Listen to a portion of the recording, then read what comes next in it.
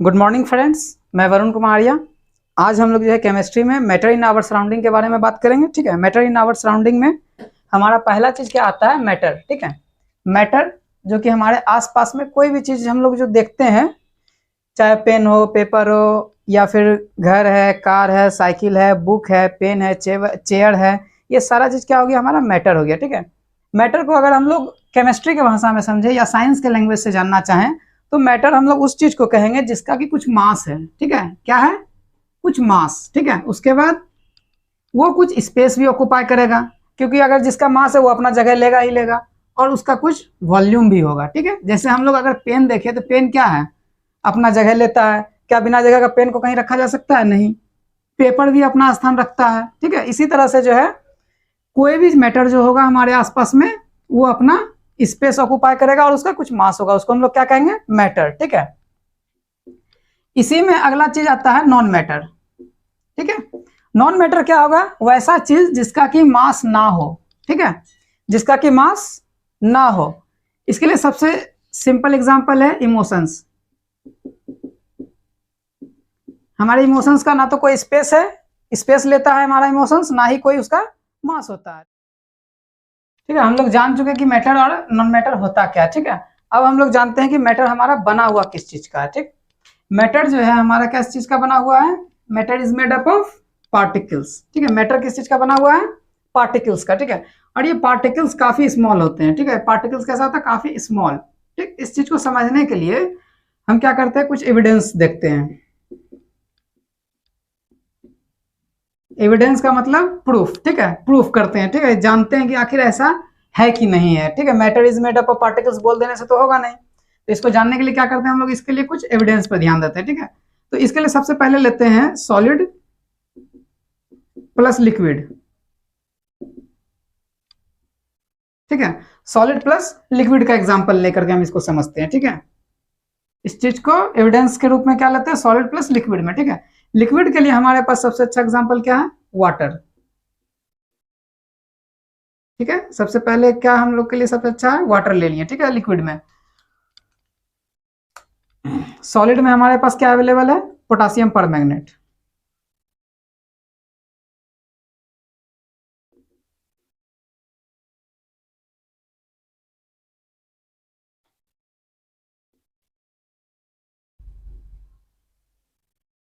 ठीक है, potassium permanganate KMnO4, potassium permanganate. जब हम इसमें डालेंगे तो इसका ये कलर कैसा होता है? पर्पल। इसका कलर कैसा होता है? पर्पल। ठीक है, और हमारे वाटर का कलर कैसा है? सबको पता है, कलरलेस। ठीक है, लेकिन जब हम इसको छोड़ देंगे कुछ देर के लिए बिना स्टेयर किए हुए, स्टेयर का मतलब क्या होता है? हिलाना। बिना हिलाए हुए अगर इसको हम कुछ देर के लिए छोड़ देते हैं तो हम इसमें क्या देखेंगे? कुछ चेंजेस देखेंगे। चेंजेस क्या हो गया होगा? ये वाटर जो था हमारा धीरे धीरे कैसा कलर हो जाएगा? यहाँ पर चेंज होकर के ये आगे बढ़ चुका होगा, पोटासियम परमैंगनेट का कलर। ठीक है, अब जो है कुछ इसमें जो है फैलने लगा पर्पल कलर। ठीक है, लेकिन कुछ देर और इसको जब हम लोग छोड़ देंगे तो इसका कलर कैसा हो जाएगा? पूरी तरह से पूरे वाटर का कलर कैसा हो जाएगा? पर्पल। हमारा पूरा वाटर कैसा दिख रहा है? पर्पल। ऐसा होने का रीजन क्या होता है कि हमारा वाटर जो होता है बना हुआ होता है स्मॉल पार्टिकल्स से। ठीक है, इतना स्मॉल पार्टिकल्स होता है कि रेन वाटर का एक ड्रॉप में 10 पे पावर 21 वाटर पार्टिकल्स होते हैं।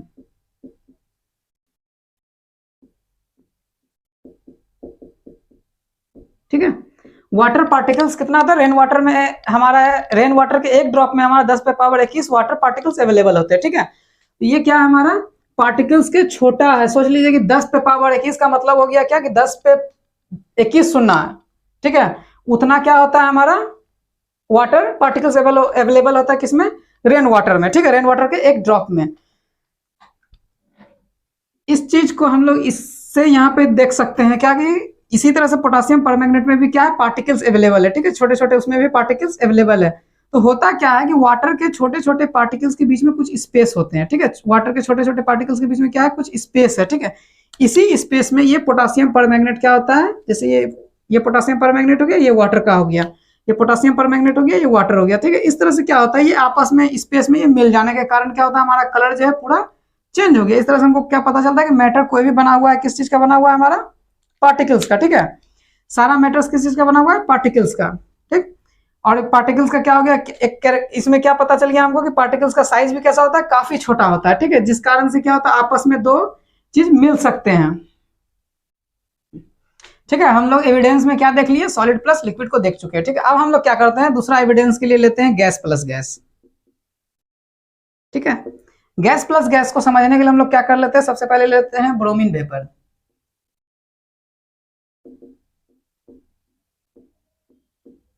ठीक है। इसको अब हम लोग शॉर्ट में अभी से बीवी लिखेंगे क्योंकि जगह ज्यादा लेगा। दूसरा हम लोग लेते हैं एयर, ठीक है। इसका कलर कैसा है, कलरलेस, ठीक है। दूसरा हमारा जो था, इसका कलर कैसा होगा, रेड ब्राउन,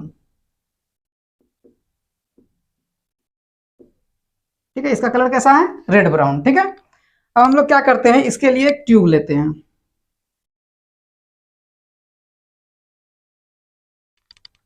ठीक नीचे में दूसरा ट्यूब लेंगे। इस ट्यूब में हमारा एयर फिल किया हुआ है, इस ट्यूब में हमारा ब्रोमीन वेपर फिल किया हुआ है, ठीक है। और यहां पर हमने अभी एक पार्टीशन लगाया हुआ है, ठीक है। जब हम इसको कुछ देर के लिए छोड़ देख, जब सेट कर लेने के बाद हम अपना सिस्टम से इसको जैसे ही रिमूव करेंगे, ठीक है, जैसे ही इसको हम लोग आउट करेंगे, ठीक है, रिमूव करेंगे, निकाल देंगे बाहर। निकालने के बाद हमारा सिस्टम जो है इस तरह से तैयार हो जाएगा, ठीक है। और जैसे देखेंगे क्या नीचे में हमने क्या लिया था, बीवी, ब्राउन वेपर, ठीक है। ब्राउन वेपर क्या होगा, ऊपर की ओर मूव करना शुरू करेगा, ठीक है। और ये मूव करते करते क्या करेगा, इसके एयर के पार्टिकल से ये जाकर के कोलाइड कर जाएगा, मैच कर जाएगा, ठीक है। और धीरे धीरे ये क्या करेगा, पूरे सिस्टम का कलर कैसा कर देगा, ये कलरलेस एयर के बाद ये चेंज होकर कैसा हो जाएगा, रेड ब्राउन। अब ये हमारे पूरे सिस्टम का कलर कैसा हो जाएगा, रेड ब्राउन, ठीक है। अभी तक इसका कलर कैसा था, हमारा दो पार्ट में था। पहला कलर कैसा था, कलरलेस,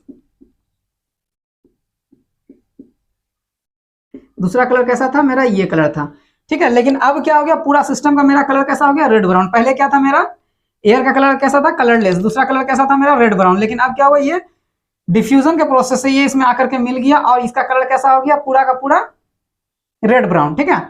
और इससे क्या पता चलता है हमारा कि पार्टिकल्स जो है से मिल करके ही क्या बना हुआ है, हमारा मैटर, ठीक है। ये मैटर जो है हमारा किस चीज का बना हुआ है, पार्टिकल्स का, ठीक है। इसके लिए हम लोगों ने दो प्रूफ लिया, ठीक है। पहला सॉलिड प्लस लिक्विड, दूसरा क्या लिया, गैस प्लस गैस, ठीक है। अब इस चीज को हम लोग आगे समझते हैं, क्या चीज का, पार्टिकल्स के कैरेक्टरिस्टिक्स को हम लोग आप देखेंगे, ठीक है। किस चीज को देखेंगे, पार्टिकल्स के कैरेक्टरिस्टिक्स को,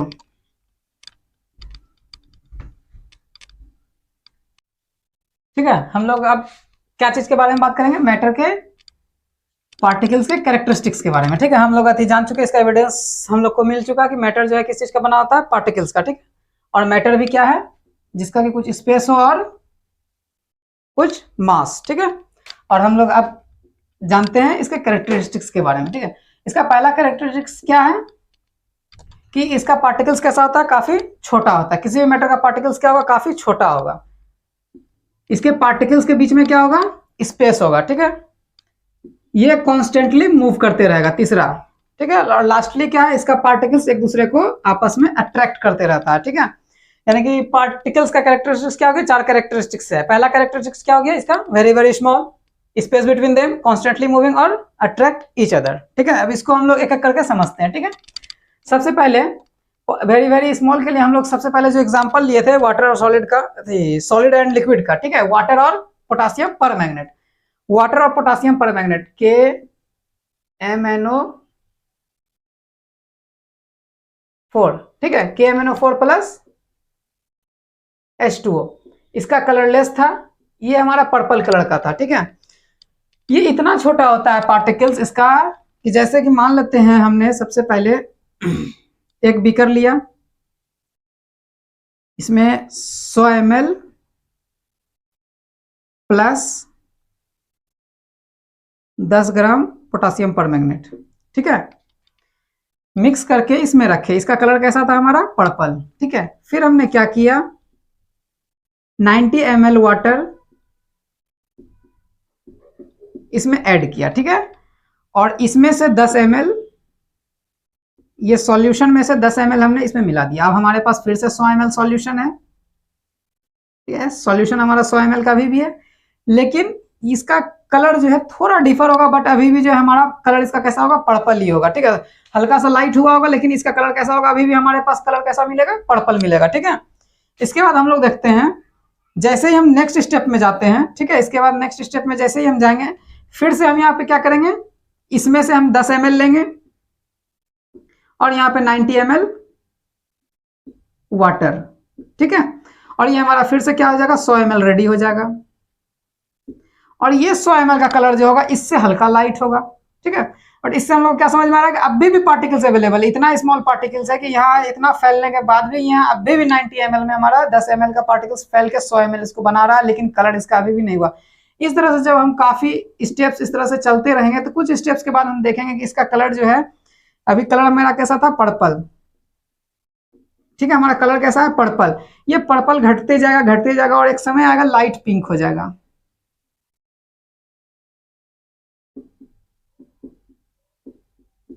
ये कलर हमारा कैसा हो जाएगा, लाइट पिंक, और ये फिर आगे जाकर के और लास्टली जो है ये फुल्ली लाइट हो जाएगा, लाइट कलर हो जाएगा पिंक में, ठीक है।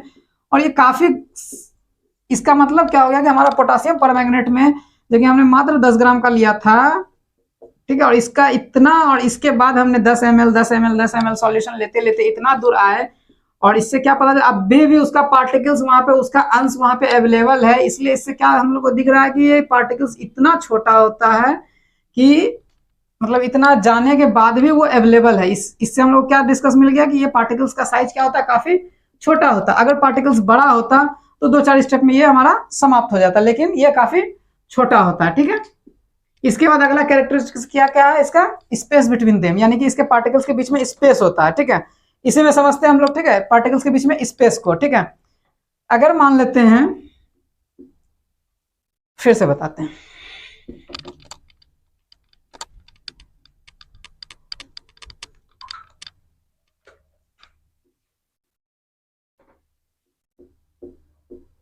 सौ ml वाटर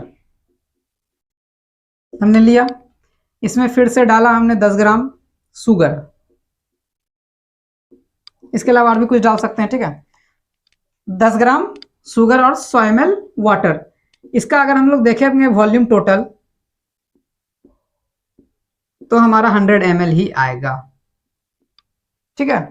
और अगर देखा जाए तो ये 10 ग्राम शुगर का वॉल्यूम था, ये 10 ग्राम शुगर यहाँ पे था, बट ये इसमें क्या हो गया, मिक्स हो गया। मिक्स होने के बाद भी हमारा वाटर का वॉल्यूम नहीं बढ़ेगा, ठीक है, वॉल्यूम हमारा अभी भी वाटर का ही उतना ही रहेगा, ठीक है। जबकि क्या होना चाहिए था, 100 ml वाटर लिए हमने, 10 ग्राम ये है, दोनों के मिलने के बाद यहाँ पे वॉल्यूम में इंक्रीज होना चाहिए, ठीक है।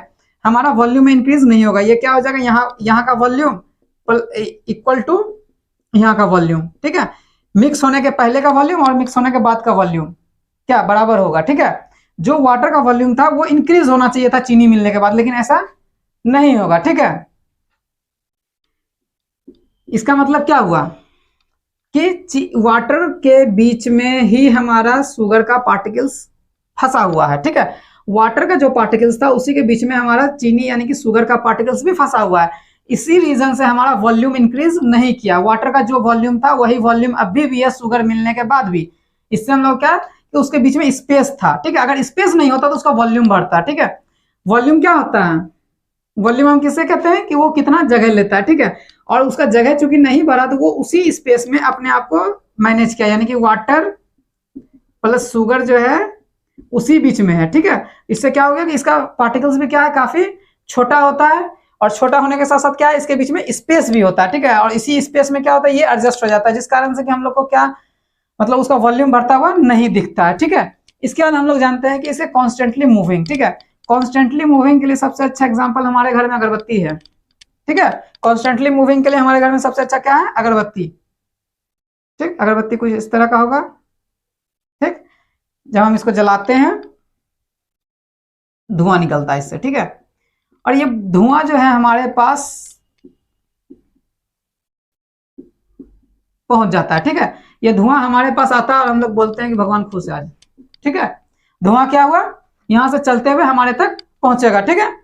और ये धुआं यहाँ से यहाँ पहुंचने का रीजन क्या होता है हमारे लिए कि ये क्या करता है, डिफ्यूजन प्रोसेस के जरिए आता है। ठीक है, डिफ्यूजन पहले बता चुके हैं। डिफ्यूजन प्रोसेस के जरिए क्या होता है, धुआं जो है एक जगह से निकल करके हमारे तक पहुंच जाता है। ठीक, और ये धुआं जब यहाँ से यहाँ जा रहा है तो ये क्या हो रहा है, धुआं में क्या है, धुआं क्या है, गैस है। ठीक है, इसको हम लोग ले सकते हैं गैस है, और गैस क्या हो गया, मैटर है। ठीक है, ठीक, अब मैटर क्या चीज से बना हुआ है, पार्टिकल्स।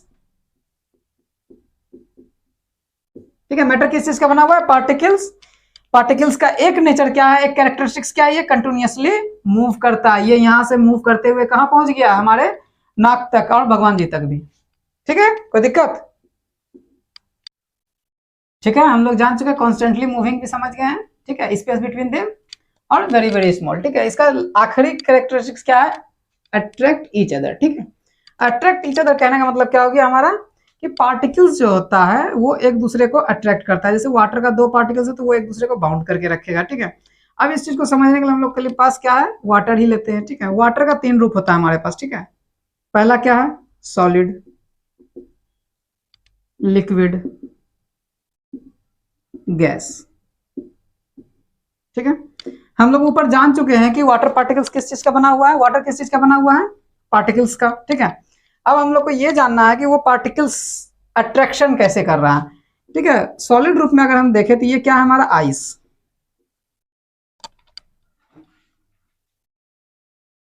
इसमें अगर हम लिक्विड फॉर्म में देखेंगे तो वो हमको क्या दिखेगा, वाटर। और लास्टली अगर हम इसको देखेंगे वेपर रूप में, गैसियस रूप में, तो ये कैसा हमको दिखेगा, वेपर। ठीक है, हमारा क्या हो गया, वाटर का 3 रूप हो गया, सॉलिड, लिक्विड और गैस। ठीक है, सॉलिड में हम इसको क्या कहते हैं, आइस, लिक्विड में क्या कहते हैं, वाटर, और गैस में क्या कहते हैं, वेपर। ठीक है, solid, liquid, gas, ice, water and vapour. Okay, इसको अब हम लोग समझते हैं। ठीक है, इसके बीच में भी पार्टिकल्स है, इसके बीच में भी पार्टिकल्स है, इसके बीच में भी पार्टिकल्स है। अगर मान लेते हैं कि तीनों का वॉल्यूम अगर हम लोग सेम लिए, ठीक है, तब क्या होगा, इसका पार्टिकल्स उसी वॉल्यूम का, अगर आइस है उसी वॉल्यूम का, उसी मतलब लिक्विड के, उसी वाटर का वॉल्यूम में लिक्विड भी है, उसी वाटर के वॉल्यूम में वेपर भी है। लेकिन अगर हम देखेंगे तो इसका पार्टिकल्स के बीच में जो बॉन्ड होगा, अट्रैक्शन पावर होगा, ये एक दूसरे को बांधे हुए होगा जोर से। ठीक है, इसको अट्रैक्ट किया होगा मतलब बहुत टाइटली। ठीक है, और ये क्या होगा, इसका थोड़ा लूज होगा इसके मुकाबले। और गैसियस का क्या होगा, पार्टिकल्स काफी फ्री होगा। ठीक है, तो ये क्या होगा, पार्टिकल्स के बीच में अट्रैक्शन होने के कारण क्या है, ये ठोस हो जाता है, ये काफी रिजिड हो जाता है। ये हमको क्या मिलता है, ये हम मतलब इसका अट्रैक्शन ठोस होने के कारण इसमें पावर ज्यादा है। इसका देखते हैं ये आसानी से फ्लो कर लेता है, और ये इसका तो खैर पूरी तरह से ये स्पेसियस है। इसमें एक मतलब पार्टिकल्स के बीच में काफी ज्यादा स्पेस होने के कारण ये क्या होता है, अट्रैक्शन फोर्स भी इसका कम हो जाता है। ठीक है, हम लोग स्पेस भी देख चुके हैं, इसके बीच में स्पेस होता है। ठीक है, इसके बीच में स्पेस भी ज्यादा है और अट्रैक्शन भी कम है। ठीक है, इसके बीच में स्पेस कम होता है और अट्रैक्शन इससे ज्यादा होता है, और इसमें जो होता है सबसे ज्यादा होता है। ठीक है, इसके बाद हम लोग क्या करेंगे, कैरेक्टरिस्टिक्स हम लोग जान चुके मैटर का। ठीक, इसके बाद हमारे पास आता है अब मैटर का क्लासिफिकेशन। ठीक है, अब हम लोग जानेंगे मैटर के क्लासिफिकेशन को। ठीक है, कैरेक्टरिस्टिक्स हम लोग अच्छी तरह से जान चुके हैं। पहला कैरेक्टरिस्टिक्स वेरी वेरी स्मॉल होता है। ठीक है, दूसरा क्या, space between them, constantly moving और अट्रैक्ट ईच अदर। ठीक है, इसमें एक चीज है कॉन्स्टेंटली मूविंग में, एक चीज और समझते हैं हम लोग। ठीक है, कॉन्स्टेंटली मूविंग में क्या होता है, इस कॉन्स्टेंटली मूविंग को देख,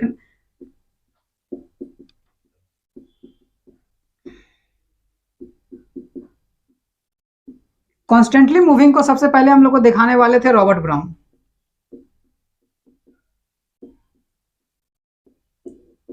ठीक है, कॉन्स्टेंटली मूविंग को हम लोग को सबसे पहले दिखाने वाले कौन थे, रॉबर्ट ब्राउन। इन्होंने 1827 में पोलन ग्रेन एक्सपेरिमेंट करके हम लोग को ये चीज दिखाया था। ठीक है, और इसमें दिखाया था क्या कि पार्टिकल्स का मोशन जो होता है, पार्टिकल्स का मोशन कैसा होता है, जिग जैग। ठीक है, पार्टिकल्स कैसा होता है, जिग जैग मोशन में होता है। ठीक है, मतलब उसका पार्टिकल्स जैसे है वो उसका कोई अथी नहीं होगा, कभी इधर कभी उधर, जैसे मन तैसे वो मूव करेगा पार्टिकल्स अपना। ठीक है, ये कैसा होता है, जिग जैग मोशन होता है। ठीक है, इसी जिग जैग मोशन को हम लोग ब्राउनियन मोशन भी कहते हैं। क्या कहते हैं, ब्राउनियन मोशन। इसको देने वाले रॉबर्ट ब्राउन थे, इसलिए इसका नाम क्या दिया गया, ब्राउनियन मोशन। ठीक है, पार्टिकल्स जिग जैग मोशन में चलता है। ठीक।